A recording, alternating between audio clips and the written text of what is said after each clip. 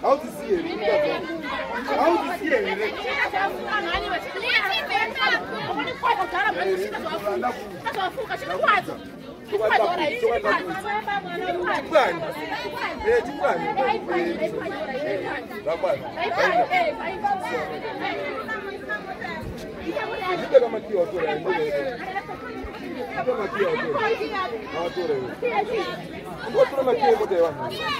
Ile nuda pata kwa site dollars mnaida kazi zake ni nguo.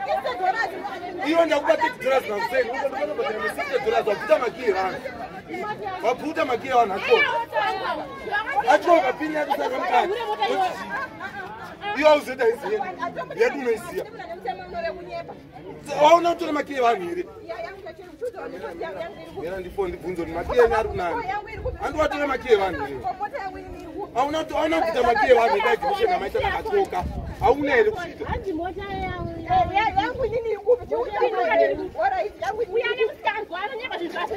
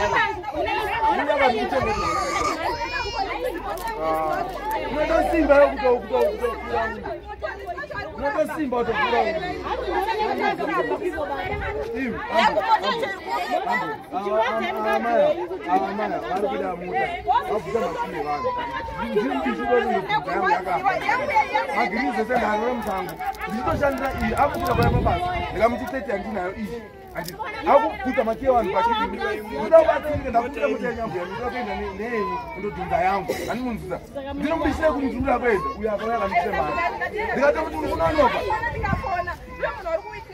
asa ndotora niwe makusema leo ngogumbuka kapasi na uza kode wadi ngogumbuka papa ayo ndikukunza wadi anotora niwe anobona na niwe ano indikatela bakanana uyakumba aramba akumusika wakufona kitu takafoni yangu ari kusika ati ndikusika anakuya kusika ati yekuya kumba aona kusika kumsika ewa zio kumba waoni ugeni mafiri no doesn't get rest onda muda akasha amba daru babatsika kana kutatu shamana tu mazina kuramba kenda kupira nefenda grand after sawa chandora mbachi ande yebo tete Ze mumbaga za urumina wakadzi. Uhura uhura nana. Saka Amukadza meno hanzi da mota yangu ira meno. Ndibona ukuthi hapa kuti mari yacho atora. Ndio isabu. Mutero vese ndi akabata. Mutene mutero wangu manje. Ana.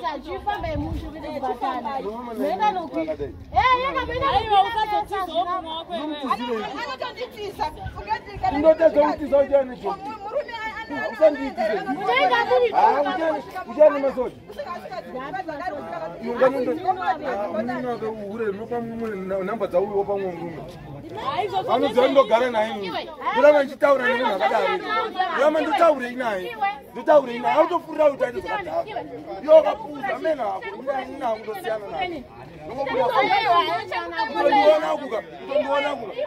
kutondiona kuka kushinga kwangu daindaisashinga nakusiaaimbomira zvakadaro hakuna murume anokuta zvakadaro